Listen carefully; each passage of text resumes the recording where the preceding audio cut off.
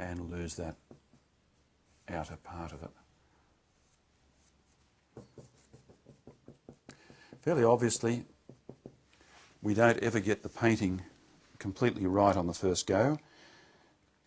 The big difference with working in the studio is we've got controlled light, controlled temperature, and we have access to all the materials that we need. So we tend to work with a more extensive palette and tend to go more directly into areas where we're quite confident. It then hopefully requires less work to finish it off than, say, a more complete outdoor painting. Okay, now come down into a hill. Now I want to create some interest in the centre of this painting, so I'm going to use some warm colours in here as if the hill's just grassed or partly devoid of foliage. And to do that, once again, we're going to go back into colours we've already used, that is the soft oranges and yellows.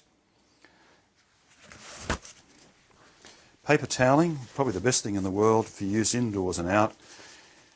It is disposable. I find that way you tend not to get too much paint on yourself or anyone else for that matter. And outdoors it's a very good measure because you tend to just stuff them into a paper bag or a plastic bag and bring them back with you so you don't litter people's paddocks. So just a little hint of the yellow ochre and a touch of the cat orange. Incidentally, for those of you who do paint, if you happen to get it wrong, it's not the end of the world. You can always paint over it. For those who work in acrylics, that's a more immediate thing. For oils, of course, we sometimes have to scrub it off or simply wait for it to dry and go back in. However, there's no such thing as a disaster.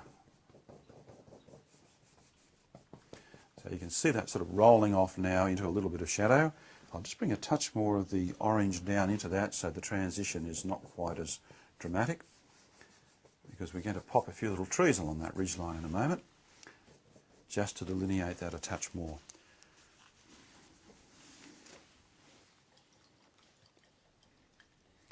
Okay, now down in front of this little house, which I've used as part of the focal area, we really need to bring the eye, or lead the eye, into the painting. Now to do this we've got a number of elements. This tree acts as a blocker, so the eye doesn't tend to want to wander out through here, there's not much happening. This tree over here acts as a bit of a blocker on this side and also as a counterbalance for the large tree. We've got a small farmhouse and a bit of an old barn or a shed over here. The river, or the creek, actually winds. Now in creating this winding, our visual path normally would only be from here to here. But by doing this, it goes here, to here, to here, to here, which effectively slows the eye down. So the eye now has a chance to see bits of fallen timber, bushes, rocks. There may be some cattle in there. We'll see how we go for time.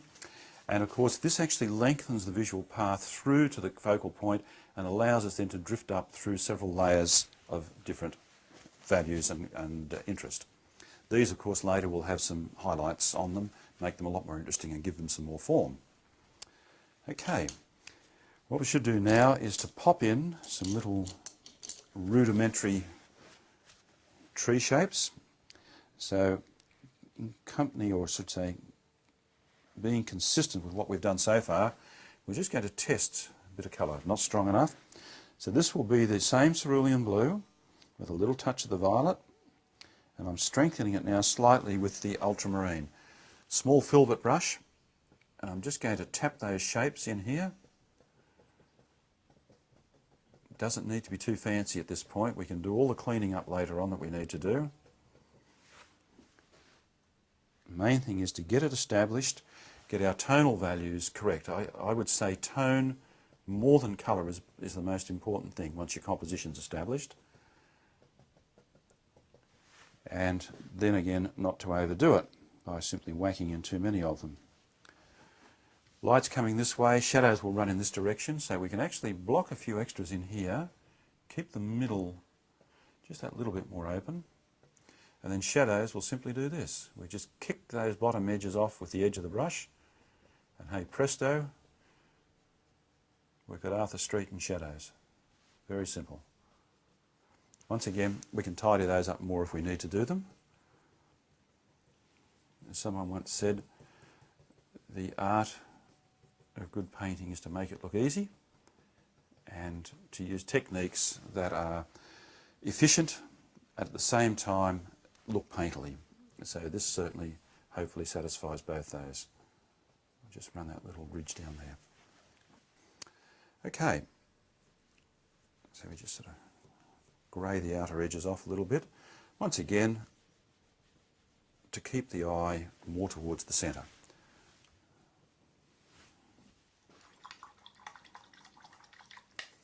So the back areas tend to, pardon me, develop very quickly, which is rather nice.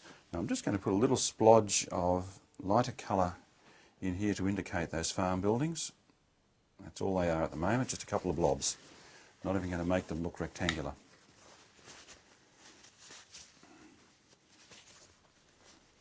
And we come down now and I'll start laying some areas of water in the banks, and then we'll move into the trees, particularly the feature tree, which is really the key to all of this.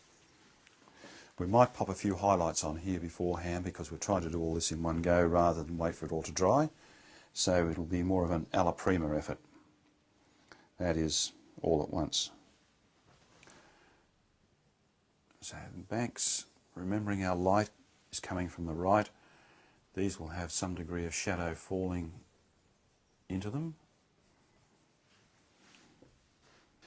In behind here we're going to have foliage, so I'll throw a little bit in there, just a bit of much stronger tonal value. Now our strongest values obviously are going to lie in here, it's the closest point to us. This is the undercolour. Now this is our foliage grey with a little bit of red mixed in with it. Foliage grey, remember, was ultramarine blue mixed with a little bit of yellow. Now that can be yellow ochre, cadmium yellow, whatever particularly takes your fancy. Not everybody wants to paint with the same colour palette that I do, but I find it a very useful one for the studio. It's fairly complete. You can do portraiture, figure work, seascapes, virtually anything. With a seascape I'd probably add a bit of viridian to it, and that would be about all I'd need. Pretty much everything else is there.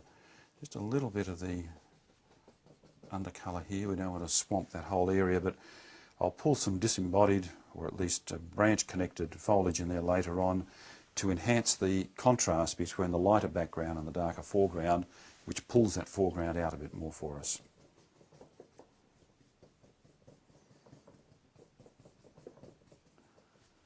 Okay, coming back to here, we've got foliage once again, but in this particular instance we've gone back a level, and this is where you need to be careful as you advance your foliage levels. So I would probably be better at this point in establishing this value, which needs to be stronger than that one, this value, which is stronger than that, this, which is stronger than there, and this one, which is between that and this fellow. Hope I'm not going too quickly for you. We're trying to cover a lot of ground here.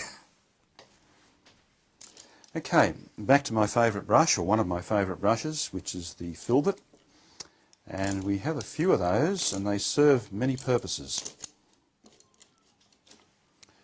This poor old filbert has seen better days, but it's a wonderful foliage brush. It's nice and raggy, and you have to educate them as you go along. This fellow here has only just been initiated, and the other brush, this brush, started off looking a bit like that. So you tend to just mutilate these things a bit so you get a nice random effect with them. Okay, so with a smaller filbert, this is a number 6, I'm going to go in and just establish this foliage line here. To do that, I'm going to take the ultra blue that we used in here and mix that with a little bit of the lightest foliage grey. And you can see that's just a bit stronger than the previous one. It's a little bit greener, as we would expect.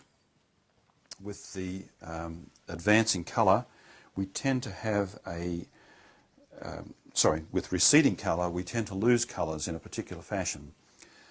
The first colour we lose from the foreground basically is yellow. It's the weakest in saturation, so we tend to lose yellow, which means we don't see a lot of green once we start getting up into here. We then tend to lose red, so we don't actually see violets, oranges, or anything that has red mixed in with it very much by the time we get up to here. So we'll just shape that in, and I've just added a little hint of greyness to it there so it's not quite so green at this point. Just a few little disembodied treetops in there. So once again, the same colours. That is the middle foliage grey that we've used in here. And we're just going to tap it with the colour on the upper part of the brush. And you'll see you get a rather nice, natural looking sort of foliage. Don't use the same stroke and the same tension all the time, or you'll get a repetitive appearance with it, which we don't want.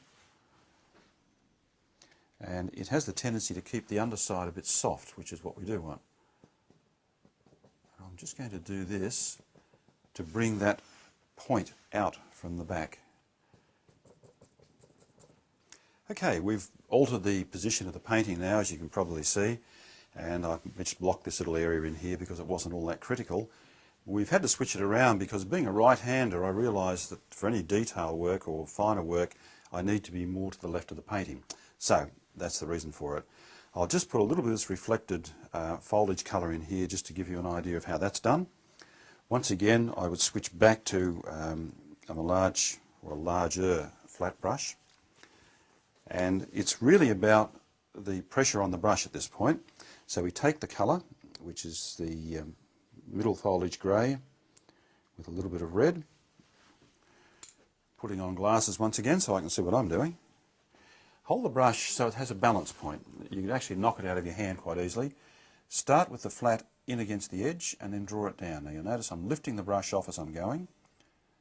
We'll need to go back over this, but it gets that initial reflection established.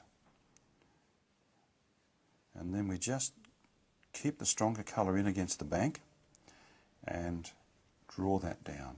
Vertical strokes as much as possible. Don't worry if they get a bit off. It is a painting, it's not a photograph. And at a later stage we can always come back in and strengthen it up if we need to. This will all be broken up with ripples and other effects in the water later, so it will look a lot more like water, but nonetheless we've got them in.